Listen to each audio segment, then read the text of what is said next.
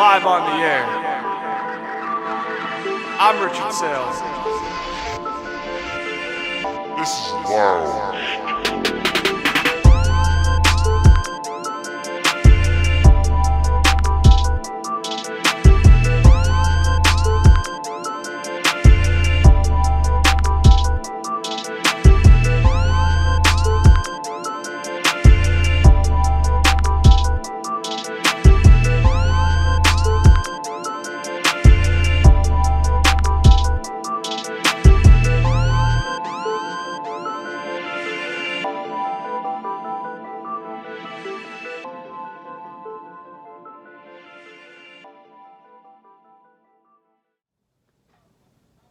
Hello, welcome back to another episode of Loungetime. I'm your host, Rich Saile. And as you can see, we got a different setup today. We're all on the road this week. Be back in the normal studio next week for next week's show. And as we can see, we had some kind of lopsided contests for the most part, week 4. We're going to cover week 5 games in a moment when we get to the games and stuff. But I want to start today's show with a little different twist than I normally do. You're probably thinking, Rich, don't talk about the game with your team. I'm not. But I have something I do want to add that has been actually very, very interesting. That I never thought would actually happen. But it did. For an entire week. Now, as you guys know, this is the first time I'm not wearing Patriot gear this season. Probably the second time, but first time really. Why do you think that is? Yeah. That game, Sunday. I know. I watched a half and turned it off. Not wearing it. Not wearing it today. No, not feeling it. But let me tell you what I did think was surprising. All week, now this is a cardinal rule that, I'm sure I don't have, but anytime you get blown out in a way you, like my team did, avoid the social medias. They will piss you the hell off. And it's literally like the worst possible thing ever. Literally. Ever. Okay? I didn't do it for a day because I was like, I don't want to hear this. I don't. After the Giants Seahawks game, I was playing MLB The Show, and I figured I'm like, all right, it's been a day. Let's see how bad it was. And turning right back around, it wasn't that bad. At least I thought it wasn't going to be that. At least I thought it wasn't bad. But I'll tell you who it was bad for. Old Bill Belichick. It's bad for you this week. Okay? Now, I'm not going to rant. These walls in this room are very, very thin. So there's no point of me ranting. You won't get one. Don't worry. But I do want to say this. I've questioned ESPN analysts throughout the 3 years we've been doing the show now. How they favor people and they favor certain teams and how they have a little bit of bias towards certain people when certain subjects are talked about. This was the first time I think it actually showed. They started to see what yours truly was saying. Now, for those people that are probably new, probably started last year, probably started this year even. You guys know I have not been very happy with Bill Belichick's decisions in New England lately. You guessed correct. I talked about it on 2 games. Okay? And I'm talking about it today just because I need to just explain something. Okay? I talked about it a lot last year. And then I talked about good and bad 2 years ago. That we all know how that season ended. But never did I think that people on ESPN would start saying stuff that I had said for the last 3 years, and go look it up because I had said the same stuff I'm going to say right now for the last 3 years. You can go back and look at my previous episodes. Heck, I think there's some in the titles. Belichick rant. You can't miss it, okay? But they were starting to say some of the shit I was saying to you guys. That he refuses to build around his young quarterback on offense. I said that for 3 years now. He regressed his quarterback massively by giving him a defensive coordinator and a failed head coach, special teams coach really, to take the leap from year 1 to year 2. Well, you know what you did end up doing? You end up making a book of how to botch developing a rookie quarterback. 101. That's what you did, Bill. You got people laughing at you for even thinking that was a great idea. The only closest thing was Andy Reid with Juan Castillo. If you guys remember the 2011 Eagles and the Dream Team talk. Yeah, Juan Castillo was an offensive line coach turned defensive coordinator. They went 8-8 that year. They were supposed to be Super Bowl favorites that year. They were terrible. They didn't even make the playoffs. That's how bad that move was. The only comparable move, but that didn't get as much heat as Bills move did. And Andy Reid did that move. That's what nobody wants to talk about there either, because Andy Reid's winning now, right? But then you know what else they started saying? Tom's starting to get more responsible for the credit. Bills had 4 years. The groceries are terrible. What did I tell you about these signings? I told you we signed a TikTok dancer, the worst gritty to ever exist, and an old washed-up running back. Those were our top 3 signings, and a dude who looked depressed draft night. Outside of Christian Gonzalez, who was the one good mode. But that's not the point. My point is, those are some bad grocery shopping you did, Bill. Okay? You didn't do much the year before. Devontae Parker, he's hit and miss. Okay? But again, you drafted an offensive lineman in the first round. You remember when Kyle Shanahan and Sean McVay laughed out loud at how bad that was? I do. Sean McVay had to apologize to Bill because he was laughing in the media. He took so much heat for it. I bet you right now, Sean McVay and Kyle Shanahan are still laughing that Bill Belichick took a freaking lineman that was projected to go in round 3. And how's he doing, by the way? Not great. Not great. Then Marcus Spears comes Wednesday. RG3's talking. Marcus Spears said basically the same thing I did. He's not evolving to the current game that we're in right now. Who else has said that? I did. Go back and look it up. I did say this. Because look at the offense now. Is that what you call up to the times, Bill? No. I saw this coming. I did. Because there was no number 1 receiver, which I begged my team all offseason to do, and they wouldn't pay DeAndre Hopkins because of money, which was bullshit. I'm sorry. It was. You didn't go get Odell, which I wouldn't have got him either, especially since he was asking for a lot of money either. I wouldn't have paid Odell, but I would have paid D-Hop, though. I would have. But instead, you signed an old washed-up running back that has provided not much value to this team. That's where Bill's values are right now. And he's like, I'm not sure if the game's passed by him. Marcus Spears, you missed one caveat. The game has passed by him. 5 years coming now. 5 years. You almost said 100%. I was going to put the thing in, but I was like, no, I'm going to talk about this today. Then Dan Orlovsky says, New England does not build anything around its young quarterback. They don't. And then I think Tannenbaum, Part Scott, all them. Now, you know me. I don't like some of these people, and I've been very critical on them, and I think they miss some big points at times.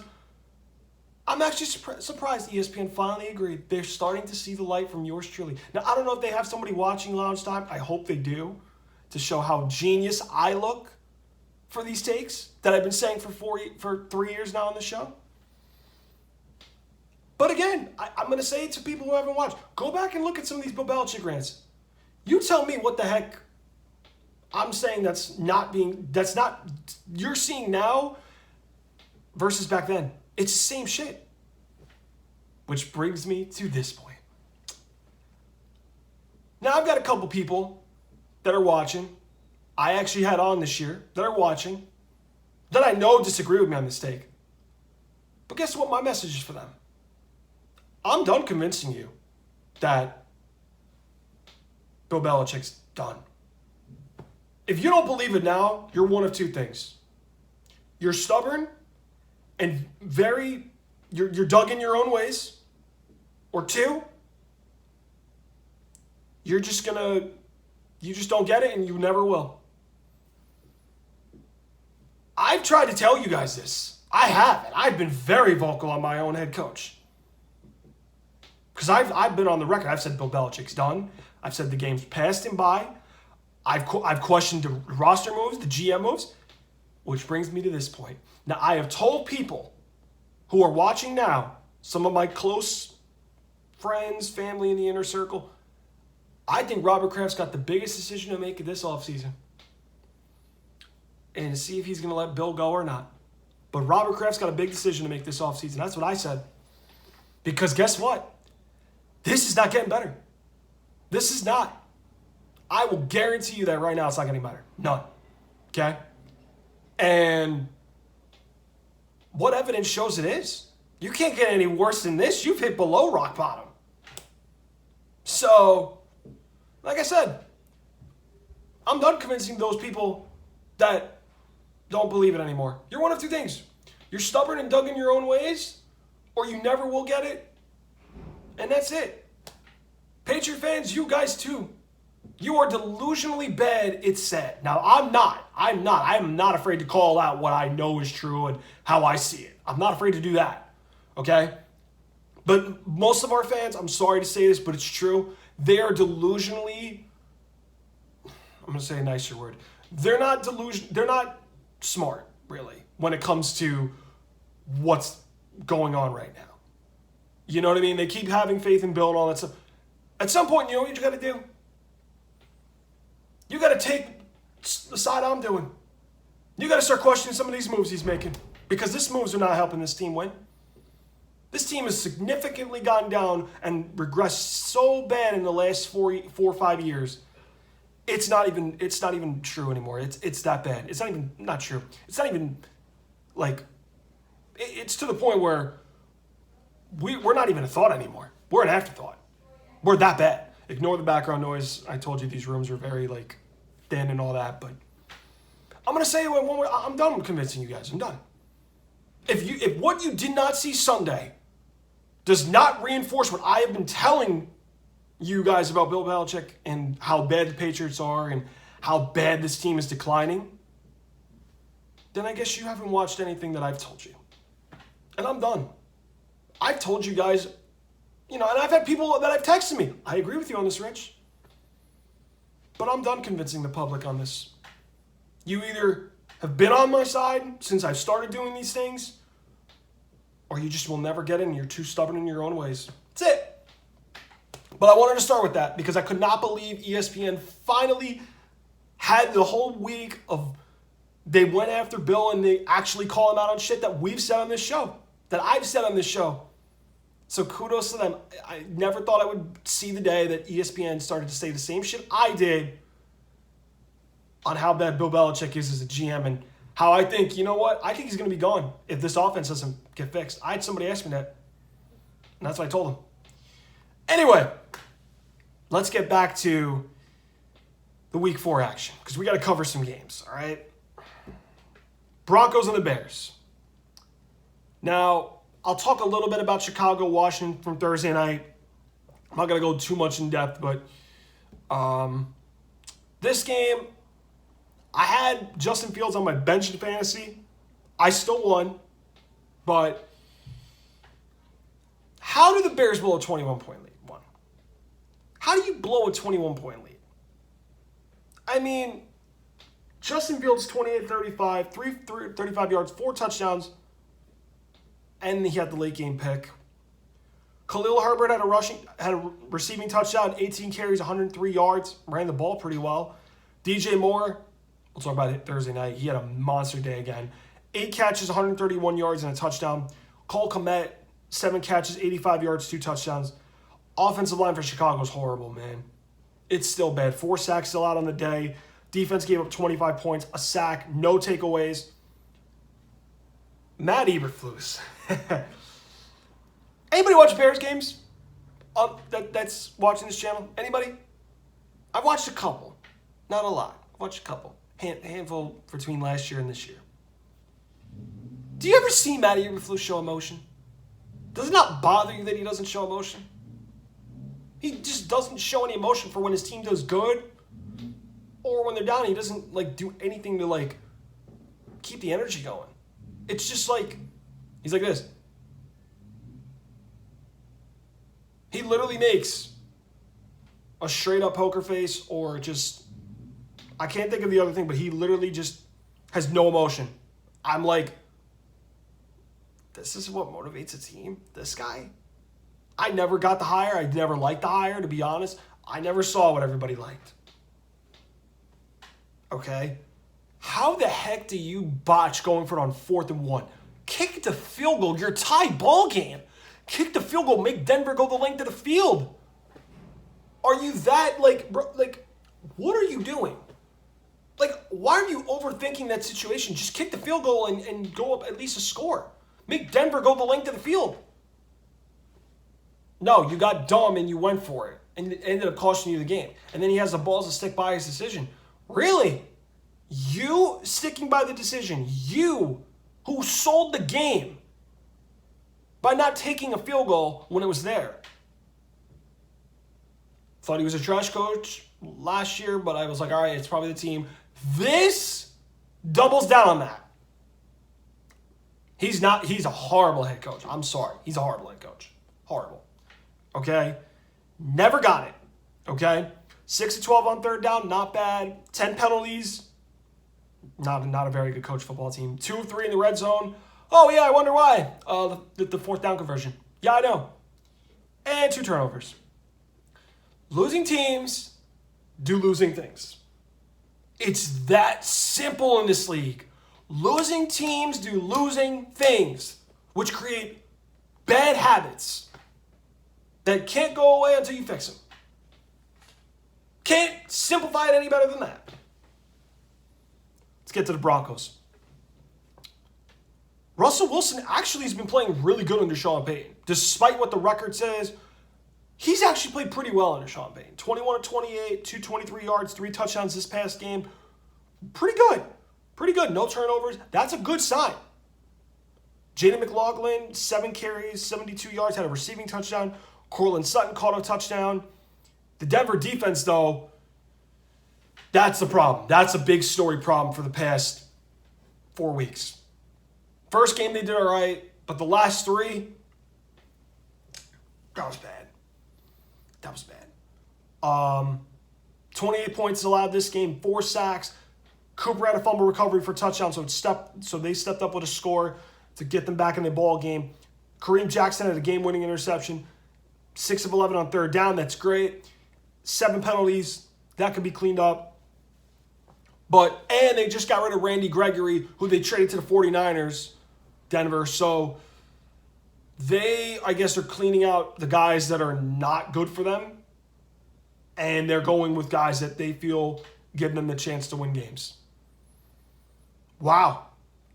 I mean, Randy Gregory, I'm not surprised. I guess he left because he had some issues before with, Dallas. And, he goes to Denver, and he hasn't really panned out the way they thought he would. So I guess they wanted to get out of that contract before more guaranteed money was on top of it, if I had to guess. Rams and the Colts. Said this would be a good sneaky game of the week. If you watched last week's, said this would be a sneaky good game of the week. It was. Matt Stafford, 27 to 40 yards. 27 to 40 pass attempts, pass completions, 319 yards, touchdown, interception. Played pretty good. Kyron Williams, 25 carries, 103 yards, 2 touchdowns. Just moving my chair. Nakua, 9 catches, 163 yards, and a touchdown. And Cooper Kupp's coming back against the Eagles. The Rams got a huge piece coming back tomorrow night against the Eagles. But this kid, Nakua, was playing really well. Williams ran the ball well. I said 2 weeks ago, the Rams have shown they're not as bad as we think they are. They're a competitive football team. Okay? But I don't think they're going to be. They might make a wild card at best. I'm not saying they're going to win no division. No, they might make a wild card, but they got some holes on that roster they got to fill up that are glaring. But they're playing teams very close. I mean, very close. They're 2-2, but they've been better than I thought through 4 games. I got to be fair here, okay? Defense, 2 sacks, 23 points allowed. They had a fumble recovery. A lot of missed opportunities in this game for them. 2 missed field goals and an interception sandwiched in between. They got to clean that little shit up, and then, this team, they'll be good. It's just, Sean McVay I knew was a good coach, and I know he always knows he is. But the fact that this team is 2-2 through 4 games, I'm actually surprised. Like the Colts, if you were to tell me before the year, I'd be like, all right, they could beat the Colts in Colts, right? Cincinnati, San Fran, and they went in Seattle and beat them. I mean, I would have thought 1-3, but they've surpassed a little bit of expectations, I thought. They're 2-2, right? So the fact they got a win between in Seattle, the Niners at home, and in Cincinnati, that's a big deal. That this team is better than we think they are. I'm not joking when I say this.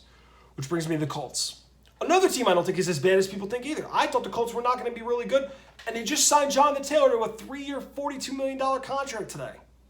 So he's playing against the Titans. Anthony Richardson, listen, Colts fans, he's got upside that's there. Shane Steichen has done a good job with guys like Justin Herbert and Jalen Hurts. What you need this kid to do is keep showing you signs that he's going to be really good. This year may not be the year he does anything crazy, but next year and maybe 2 years from now, he might take a huge leap. He's got all the physical tools, but can you work on his accuracy? Can you work on the things with him that he needs to be just a dual threat quarterback? Shane Steichen did a good job with Herbert and Jalen Hurts. So I like the development there that he can do. But Richardson was all right. 11-25, 200 yards, 2 touchdowns, not 25 touchdowns. I was thinking career something. Don't worry about that. 11-25, 200 yards, 2 touchdowns, plus a rushing touchdown on the ground. Ogletree and Ali Cox had a touchdown each. Defense, though, for the Colts, gave up 29, 2 sacks, 9 quarterback hits they got on Matt Stafford, an interception. But they, too, had a lot of missed opportunities in this game. Fumbled, missed field goal, turnover on downs. It was close, but again, it came down to which team could overcome it, overcome the miscues, overcome their issues, and the Rams were able to do that more than the Colts were. And they were 3 of 10 on third down. That's average. 8 penalties. They're a young team, but the fact that we didn't think they'd be 2-2 either is pretty impressive. They played Jacksonville very tough. The Rams tough. They beat the Texans. And they beat Baltimore in Baltimore. Another team I would have said probably 1-3. They're 2-2. And they're getting Jonathan Taylor back. Both teams that played this past Sunday, they are good teams. They just have holes they got to fill, and one's got to develop a quarterback, and the other one needs a line and got to fix up some glaring holes. But both of these teams have been better than I thought so far through 4 games. Washington Commanders, Philadelphia Eagles. Now, I did watch the middle of the third quarter to overtime because I was waiting on the Patriot-Dallas game. But actually, I got to say, Washington Eagles, this was a really good game. Sam Howell. Now, I got a friend of mine watching right now, Commanders fan. We had him on last year, Vinny. We're going to get him on this year, all right? I was texting him. I was like, dude, Sam Howell's not as bad as you make him seem he is. He's not that bad. Now, I know I'm saying this after Thursday's game, and he's probably like, Rich, see, he's ass and all that stuff. I'm just talking about this game right now. I'll get to the Thursday night game and all that stuff. But again, this is his first real year starting. And I've got to say, I've watched 5 games right now. He's gotten some good moments, but he's not Zach Wilson level bad. Okay, that's fair to say.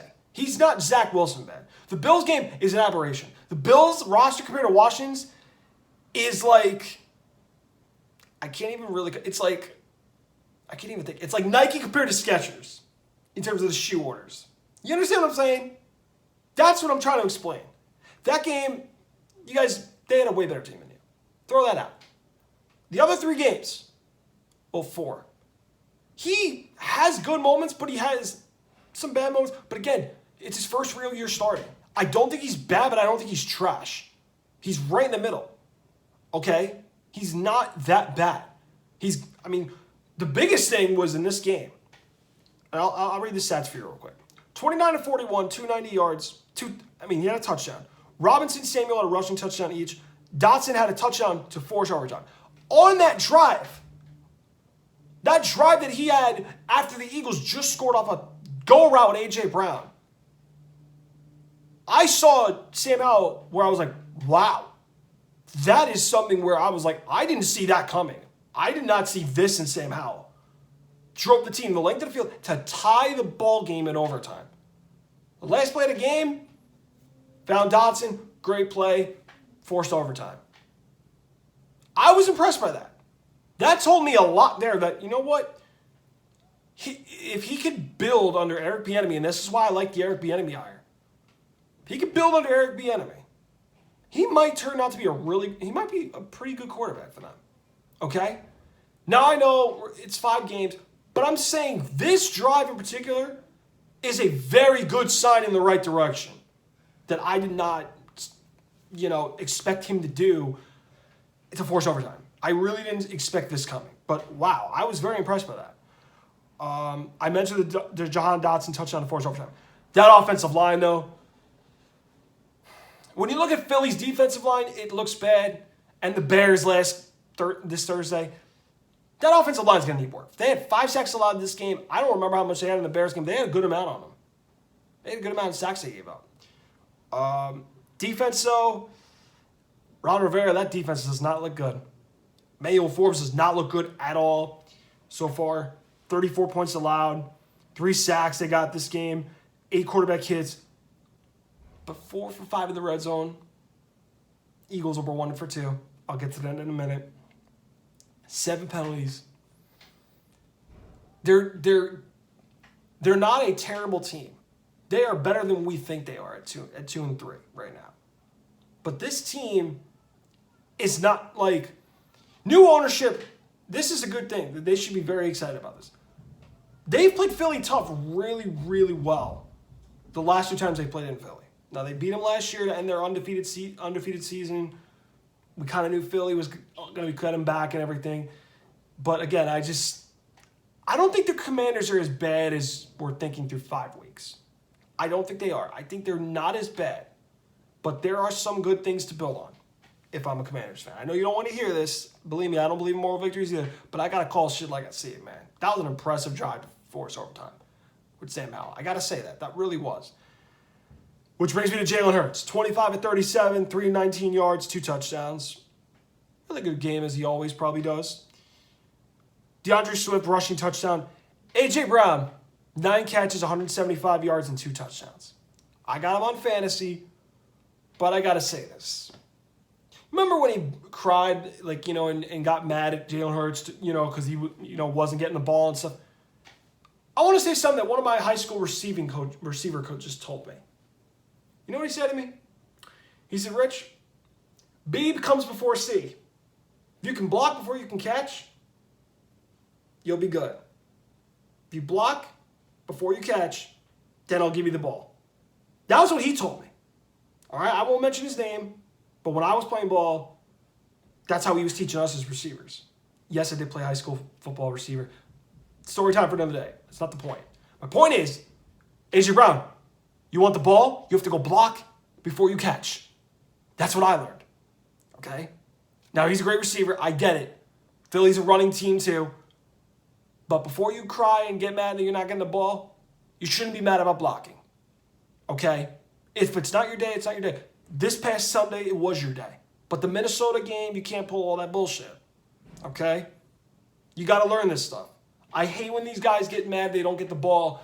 yet their team's winning, and Jalen Hurts is trying to calm them down and everything. But, they got it. They beat, what are they, 4-0 now? I mean, it's a good feeling. They're 4-0. They won a tough game against Washington, and they did good. So 9 catches, 175 yards, 2 touchdowns. Devontae Smith, 7 catches, 78 yards. But that defense, though, that's not good. That's an area of concern because we didn't think the Eagles' defense would be this bad through 4 weeks. They gave up 31 points this game. They did get 5 sacks. We know they can get after the quarterback. 9 quarterback hits, I mentioned. 4 of 12 on third down. That's not good at all. And 1 for 2 in the red zone. That's gonna be shaky. They look like a very shaky 5-0 team. Yes, their talent covers up a lot of things, but this team, something deeper is going on that we don't know. This is not. This team is too talented to be winning this many close games than what they should be winning by right now. And then they had 11 penalties for 80 yards. That is going to be concerning. Now, Nick Sirianni is a good coach. I don't like him a little bit with the showboating antics and all that stuff. I think he's all right. But again, I don't like the showboating, but other than that, I think he's a good coach. All right? I think he sometimes gets a little in over his head sometimes. But other than that, he's produced results since he's gotten to Philly. No matter if I like him or not. All right? That I got to be fair on. Vikings Panthers. Battle of 0-3. Somebody finally got a win. Vikings ended up winning. Kirk Cousins was not good this game. He was not. 12 of 19. 139 yards. 2 touchdowns and 2 picks. Really? Kirk Cousins against the Panthers. How did they win, you're asking? Well, Justin Jefferson, 6 catches, 85 yards, 2 touchdowns. Madison on the ground, 17 for 95 yards on the ground. The Vikings offensive line, the defense, I should say. The Vikings defense, 13 points allowed, 5 sacks. One of them had a fumble recovery for a touchdown. They just won they kept Kirk Cousins all right. Jefferson got 2 touchdowns. Madison ran the ball pretty well. And they did, their best players helped them out. And their defense played, for the first time, a really, really good game, albeit it was Carolina. 1 for 8 on third down and 7 penalties. Guess who you got next week? Kansas City. That's not going to go well if you're going to play the Chiefs like that. I'm telling you, you're going to get blown out the doors. The Chiefs are going to put 40 up on you because that defense can't stop anybody. Don't let this Carolina game fool you. This was a good game for them. The Chiefs, compared to Carolina, 2 different teams. 2 different ways to prepare for them. Okay? Which brings me to the Panthers. Between the Broncos making the playoffs and the Panthers winning the South, these are 2 bad takes that have not gone well for me through 4 weeks. I'm willing to admit when I have bad takes, unlike somebody else. We're going to get to him in just a second. Bryce Young, 25 for 32, 204 yards. Played all right. Adam Thielen, 7 catches, 76 yards. Defense at 2 sacks, 2 interceptions. Franklin Jr. had a 99-yard pick 6. That was really the one big thing they got that scored a touchdown for them. Their offense was not very good. They couldn't really help Bryce Young out. 5 of 14 on third down, 0 for 2 in the red zone. This team they got some issues on offensive line that concern me. Now they're becoming a very serious issue. I know they were in talks to trade for Chase Claypool, and he went to Miami, by the way. That's another move I forgot to mention. But the Panthers, they need to protect Bryce Young and try to find something on offense to do well because they're definitely not winning the division now. I feel like that take was a bad take. But at least somebody like myself, I'm man enough to admit that was a bad take. I'm man enough to admit that. That was a bad take. Okay. Vegas Raiders, Los Angeles Chargers. Boy, I'm going to have fun with this one. Jimmy Garoppolo did not play this game. Also, I'm not talking about this game, but Baltimore and Cleveland, Deshaun Watson did not play either. And the Browns got crushed. I didn't talk about that game, but that's another injury that I saw game day where I was like, wow, he didn't play. Just wanted to bring that up there. But Jimmy Garoppolo did not play in this game. Aiden O'Connell did for the Raiders. 24-39, 238 yards and a pick. I know they like him and all, but he didn't play well. But I know it wasn't all his fault. I know. I'm going to be honest here, okay? Josh Jacobs, 17 carries, 58 yards and a touchdown. 8 catches, 81 yards out of the backfield. Devontae Adams, 8 catches, 75 yards. That offensive line for Vegas still sucks. Is still trash. Okay? 7 sacks allowed. And guess who most of them were by? I'll let you guess for a second. I know this answer. He used to play for your team. Khalil Mack, who used to be on the Raiders. You remember? I do. You remember the game he had 5, 6 sacks against the Broncos the year the Broncos won the Super Bowl? I do. And he did it to his former team again. I mean, defense gave up 24 points allowed, 2 sacks and an interception. What did I say last week about the Raiders? You can't cover people. You can't win games. Now, they got beat more on the ground with Herbert, 2 rushing touchdowns, but Herbert threw 1 to Keenan Allen. You can't cover receivers. You're not going in much far in this league. This is a passing league. You need cover guys. Marcus Peters is old and everything. A lot of guys are penalty prone on that team. I told you my issue with this team, Raider fans. I'm not hating. I'm just telling you what your team is. You got to accept that. Fumble, interception late in the game to tie the ball game. 1 of 11 on third down, 2 of 5 in the red zone, 9 penalties for 80 yards, 3 turnovers. Why do you think you lost the game? Why do you think you lost the game? You lost the game because you couldn't do the little things right. You could not do the little things right. And once again, this is the thing the Raiders can't do. They can't play penalty-free football. They can't clean up the turnovers. They always do dumb things. Again, like I mentioned, I at least admit when I have a bad take with the Panthers and the Broncos. That was bad. But somebody here picked up the Raiders to make the playoffs. How's that going? Not well. Not well at all. You still going to let it ride? You still going to let it ride? Nope. I'm going to let him hear it. Which brings me to the Chargers.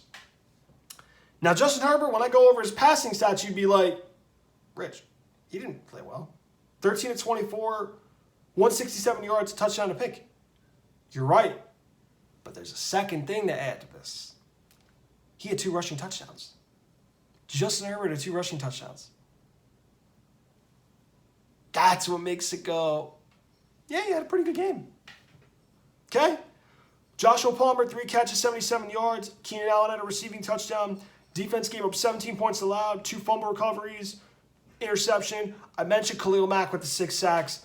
I can only imagine if Joey Bosa and him stay right. They have definitely one of the best edge rushing duos in all of football. And again, those 2 guys got to just stay healthy. But when they are at their best, those 2 guys, it can cause problems for offensive lines. All right? Him and Joey Bosa. We saw a glimpse of what Khalil Mack could be if he stays right for the most of the year. But he's been one of the best pass rushers for the last decade.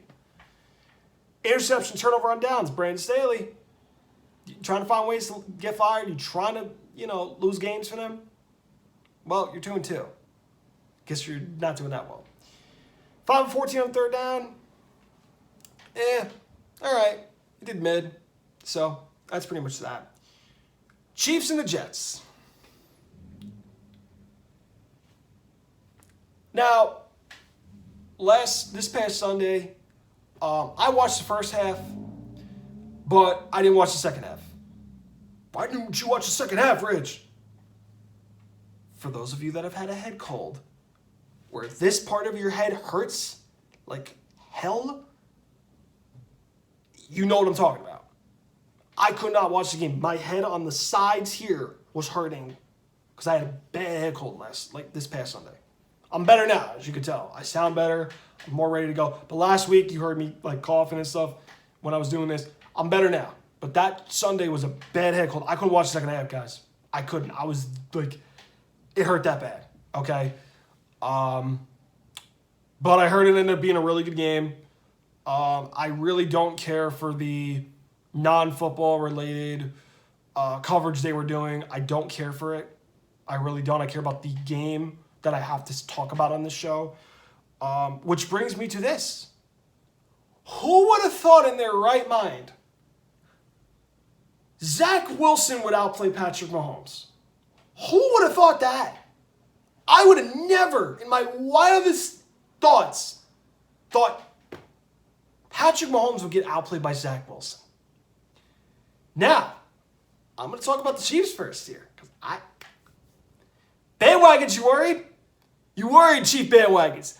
Listen up, because this has got to get you concerned.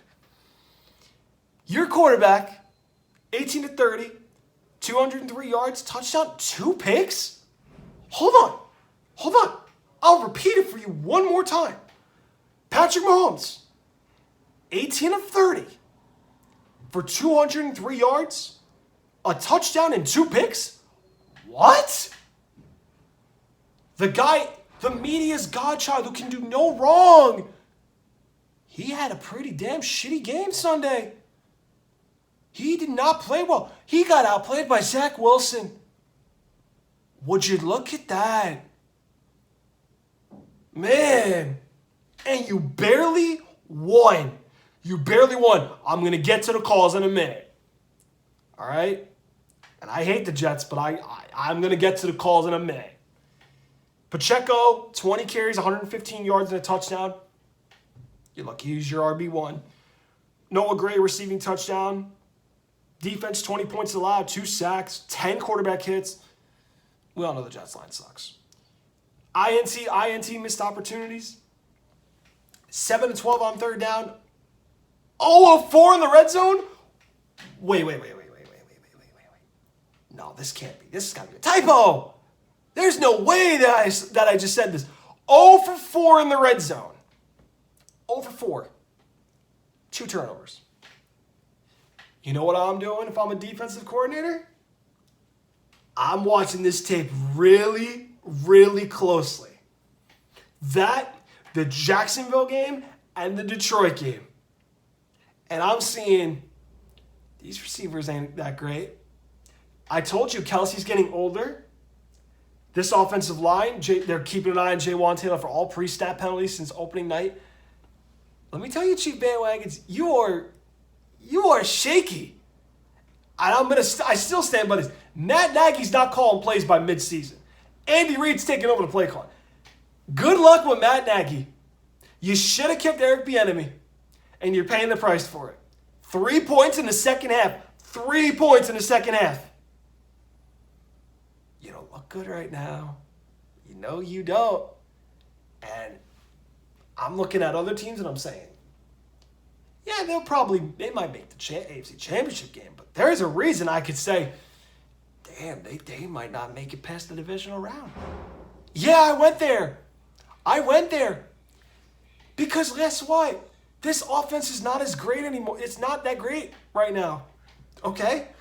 You could tell me, you could think of all the good things you want to say about Mahomes. You can't say anything good this game. This game he didn't play well. And the results and the eye test say it too. He didn't play well. Okay? If I'm defensive coordinators, I'm watching the Detroit game, I'm watching the Jacksonville game, and I'm watching this game and I'm going, I could get something here if I watch these 3 games. But I forgot. Nobody watches film anymore. But if you're a smart man, you watch these 3 games and you go, we could find something with this team. But nobody watches film anymore. So that's that. Which brings me to the Jets. You knew damn well they weren't going to give any calls against Patrick Mahomes to make him lose a game. Do you forget we're playing in the National Mahomes League right now? Do you forget that, Jets fans? Do you remember when Tom Brady got all the calls against you guys 20 years ago? For the last 20 years? You remember that? And you guys got mad at that? Why the fuck are you still mad Mahomes is getting calls? We're in the National Mahomes League, bro. Mahomes is going to get every call he wants because that's what the NFL does when it's a new face of the league. The new face of the league is going to get every call he wants. Trust me. It's going to happen. Okay? He's going to get every call he wants. You should not be surprised you lost the game. All right? Were all the calls fair? No. No. But you damn sure know you're not going to get all the calls to go your way when you've got that guy on the other side who's going to get every call handed to him, just like Tom Brady did. And that's just how it is, okay? Zach Wilson, 28 of 39, 245 yards, 2 touchdowns. He played pretty well. Played pretty well. After getting chewed up by Joe Namath in the media, and the New York media killed him all week. He played pretty well. 2 touchdowns. Breece Hall, 6 carries, 56 yards. Lazard, 3 catches, 61 yards and a touchdown. Wilson, 9 catches, 60 yards. But he fumbled late in the game that hurt him. That's what dug him in. And I know Jeff fans here. They're talking about how well they played the Chiefs, how close they were. They're happy about a moral victory. Now, yours truly, when the Patriots were close to the Eagles and Dolphins, I didn't give a damn about moral victories. I don't believe in that bullshit. But they're having the balls to believe about moral victories with the freaking Chiefs. Yet my team and the Jets are in the same record. That's the difference between them. They'll settle for moral victories. I don't. Nor do I give a damn about moral victories. I don't believe in that bullshit. Okay? But the defense, 23 points a lot. They did what they're supposed to do. They just have no offense to back them up for it. Okay? 1 sack, 9 quarterback hits. Robert Sala's group. You put a pretty good impressive tape out there how to slow Mahomes down. Okay? Made it rough on him. Made it tough on him. 2 INTs. But the missed field goal, the fumble, that's going to hurt you. Missed opportunities left on the table. 5 of 12 on 3rd down. 7 penalties, 2 of 3 in the red zone. Little things are why you are not a very good football team. That's what digs you in. All right, I'm going to talk about Washington and Chicago real quick, the Thursday night game. Now, I had Justin Fields in fantasy. He did great. DJ Moore. Anybody that gets beat by DJ Moore in fantasy, bro, it's like he's one of those guys that you just can never predict when he goes off, but when he does, he absolutely ruins your week. Now, luckily, I did not verse DJ Moore. I did not. But I know somebody in my league that did, and let's just say that same week, Devon Cheney went for like 50-plus fantasy points, and he lost to somebody like that. That's not a good feeling when that happens against you twice. But DJ Moore had an impressive game. I think he had the game of his life. I think, 9 or 10 catches for 240 yards or something like that, and 2 or 3 touchdowns. I mean, holy cow. Now you see why the Bears made that move, right? But let me tell you this. I still don't think they're that very good. This was one game they had to win. Dick Butkus just died. R.I.P. Dick Butkus. 80 years old. I mean, one of the greatest middle linebackers, if not the greatest middle linebacker to ever play. Of course, the Bears were going to play with heavy hearts. That they had to go out and play for their living legend and honor him in the way they did. And they ended up getting a win in Washington and saving Matty Eberflus's job and Ryan Pohl's job for now. But I still think they're both going to be done at the end of the year. I don't think they're both very good at what they're doing. So that's what I know pretty much there. Which brings me to the Commanders. Now, Sam Howell, he had a bad first half. I'm not going to say he didn't. He had a bad first half. But in the second half, I like some of the things he did. Okay? He made some good decisions. He didn't rush to get all 30 points back or whatever in one series. He did a good job chipping away to come back. They just didn't have enough gas in the tank to finish it off. But he did he had a pretty good, impressive second half. And that's something that the Washington fans, listen, he's going to be good. You just got to give him time to build on it, okay? And that's why I said going back earlier, he's not a bad quarterback, but he can build on the good things he's doing. And I think he's got good tutelage under Bieniemy. And Bieniemy's going to make him pretty good. But Ron Rivera, if you don't get this ship turned around quick, you might be gone too. That defense has not played well at all to what we thought it could be. And that's where Washington is right now. So they got to figure some shit out, man. They got to figure some shit out. But the first pick I lost on X, and I said, 4-1, 5-1 to start the season. I'd take that. But, you're going to win some, you're going to lose some picks, and that's what happens. let's get to the Week 5 picks. We're going to start with the 9:30 a.m. game in London between the Bills and the Jaguars. And I don't like what I'm seeing out of Jacksonville lately. But the Bills just completely just smoked Miami. They smoked Miami at home. And I think the Bills are going to roll past the Jags. I don't see anything good that I like from Jacksonville lately. I thought the Jags would walk in the park with the AFC South. It has not worked that way. And I'm going to go with the Bills 31-17 over Jacksonville. I think that Josh Allen and company, they're going to torch the Jaguar defense. And I think that the Bills are just overall a better team, and I think they're going to show it. Von Miller's coming back.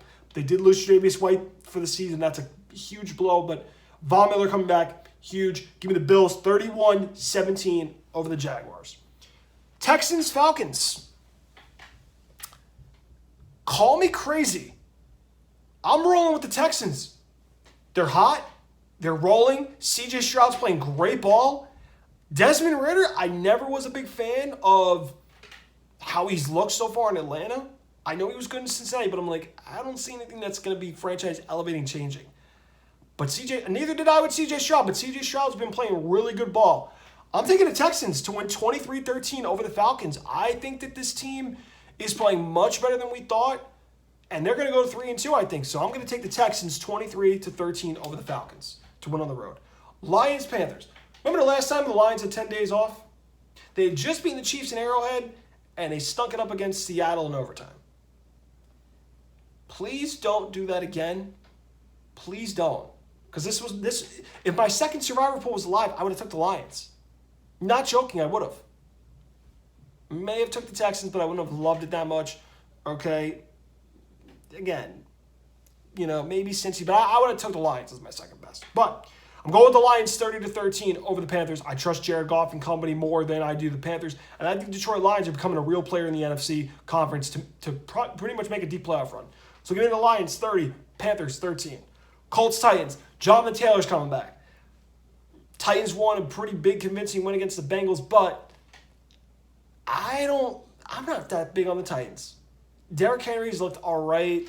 I think the more carries he's going to get, the more beat up he's going to get.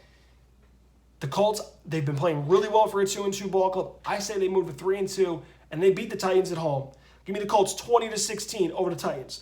Miami Dolphins, New York Giants. This is my survivor pick. I hate the Dolphins, but their schedule doesn't get better after this. You should beat the Giants. I have them in survivor. I don't want to be out in week 5. Tua, you destroy the blitz. This is the game that they destroy the Giants. And I had a friend of mine go to the Monday night game, and he was so disgusted. We were talking this morning a little bit, and I was like, dude, he's just not good. He had one good year, but he's disappointed in him. But I just think Miami is going to beat the Giants at home convincingly. Give me Miami 34-9 over the Giants. Saints Patriots. Oh God, I gotta pick this game. I'm really debating if I want to watch tomorrow. And I'm looking at the schedule and I'm going, Pittsburgh Baltimore looks good. I might check that out. I don't know if I want to watch my fucking team one more time on offense the way how fucking terrible we are. I'm saying this right now. If we don't beat the Saints, I'm not watching another game this season. I'm not. If we don't beat the Saints, I'm not watching another game this season. I'm not. This team does not give me any good reasons to watch them, okay? And you're probably like, Rich, well, why are you watching? They're my fucking team. Okay? I want to feel good about something. I don't want to be 1-4. I know we lost Judon and Gonzalez for a pretty good. Well, Gonzalez out for the year. You know what Bill does? Get this. I didn't even mention this in the rant. You know what his best answer to the worst loss of his career is? Let's go get somebody that's been on our defense before. Let's go trade for J.C. Jackson, Mr. INT. I put out a tweet at Loungetime Pod. You're ignoring your offensive needs. That's what the message is. I think we win because I think Dennis Allen's coaching is very suspect. And I hope this team has any fight they have left to not go 1-4. Give me New England 23-17 reluctantly over the Saints. I'm hanging on by, whatever. Pittsburgh, Baltimore. Now, someone has told me the Steelers own Lamar. We own Lamar. We had him on last year. Opening week. Joey. Sorry, I had to imitate you like that. But you've told me we own Lamar. All right. I'm not big on the Ravens offense they got. I think it's, whatever. But guess what? I'm going with the Steelers to win. Give me a 4.5. I know the offense is shaky, but these two teams always play each other tough, and Lamar Jackson just doesn't play well against the Steelers. So give me 24-21 Steelers over the Ravens in another classic to this rivalry. Eagles-Rams. The Rams cannot block. Jalen Carter, Fletcher Cox, Hassan Reddick, Brandon Graham if he's still starting, along with Barnett coming in, and Jordan Davis comes in, and Nolan Smith. Come on. The Rams cannot. If they couldn't block the Colts well and the Bengals, the Eagles are a whole different challenge. Give me the Eagles 31-20 over the Rams. Bengals-Cardinals. A must-win for Cincinnati early. Yeah, they can't go 1-4. If they go 1-4 to the Cardinals, they actually have a real reason not to watch anymore. But I am not doubting the Bengals. They've come back before down worse starts. I'm going to take the Bengals 27-10. Joe Burrow and company get back on track. T. Higgins is out, by the way. That's a big injury, but I think Burrow and Chase, they find a way to get this win. They go in Arizona, win 27-10. Bengals 27, Cardinals 10. Broncos Jets. Anybody remember when Sean Payton bashed Nathaniel Hackett? Oh, yeah, this is the week. This is the week. So, Zach Wilson against Russell Wilson. Sean Payton, you better win. You lose to the Jets, you guys hit real rock bottom. You cannot lose to Zach Wilson. I cannot have Jet fans gloating that they beat Denver and Zach Wilson. It would be too nauseating for me. It would be too nauseating. It really, really would be. But I'm going to take the Broncos 19-16 over the Jets. I think that the Broncos defense will get back to playing good football. They'll get takeaways on Zach Wilson. And I think Russell Wilson's been playing good under Sean Payton. I think he'll play just enough to get the win, and they go to 2-3. Chiefs-Vikings. Yeah, the Vikings ain't stopping Mahomes. They're just not. They might get 23, but they're not stopping Mahomes in general. The Vikings defense is terrible. Philly lit them up. Tampa Bay had their work on them. Chargers lit them up. I can only imagine the Chiefs what they're going to do. Give me the Chiefs 38, Vikings 23. Game of the week, Niners-Cowboys. Oh, boy. Giving back my uncle, my dad, through the 90s and the 80s. But let me say this. Dak Prescott has yet to show me he can beat an elite team when he needs to. Don't even dare say my Patriots are an elite team. Stop it. Okay? The 49ers, they've had his number. Once again, it's the scene that ended their season last year. Dallas, the only way you win is Dak Prescott has to play turnover-free football, and you're able to keep Brock Purdy in that running game off the sidelines. I don't know. Dallas has been questionable against the run. The Niners rely on the running game. Christian McCaffrey's a top MVP candidate at the moment. Give me the Niners 26-19 over the Cowboys. I'm trusting Dak Prescott to throw 1 or 2 picks that decide this game. Packers-Raiders. Jordan Love versus Aiden O'Connell on Monday night. Wow, that's going to be a fun primetime game to watch. I can't wait to watch that one. I can't believe I'm doing this. Give me Jordan Love to beat the Raiders. I think the Raiders suck. I do. They have no defense. I'm not saying Jordan Love's great either, but this game, he's going to play well, and I think that the Packers do just enough to beat the Raiders. I still don't think Jordan Love's that good, though. I stand by that. Give me 24-10 Packers over the Las Vegas Raiders. All right, so those are my picks for the week 5 of the season. Guys, thank you so much for tuning in to Loungetime. Hope you guys enjoyed the video. Make sure you guys hit that subscribe button so that way you guys and the notification button so that way you guys can get all the latest notifications. Anytime this season, we send out a new episode. Guarantees we haven't been able to do this year. It's been a little tough with my schedule outside of during the week, but we're going to try to find a way to get some guarantees in there here and there. We'll figure some shit out. But guys, thank you so much for tuning in to Loungetime. Hope you guys enjoyed the video, and I will see you guys next week back at the old studio on the next episode of Loungetime. Have a good night, everybody.